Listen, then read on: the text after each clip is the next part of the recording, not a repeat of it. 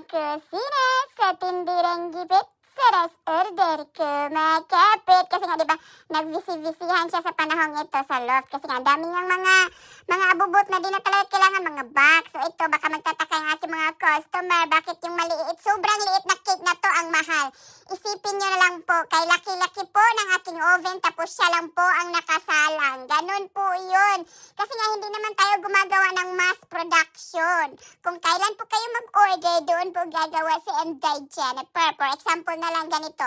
Sa isang buwan, ito lang ang pa-order ni Jennifer. Yan lang, for example lang ito ha. Baka naman sabihin nyo, napaka-etchos naman sa isang buwan. Yan lang, example nga, example. Kung for example, ito lang ang order ni Inday Jennifer.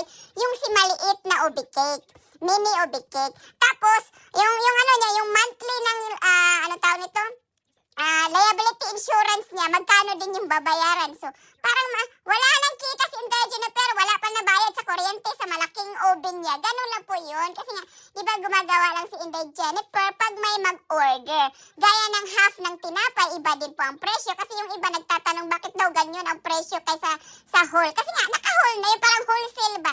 Kaysa sumaliit. So, yan lang naman ang explanation ng first one. Salamat sa pagtanaw. Until sa sunod, Mama Chup Chup. Enjoy. I love you all.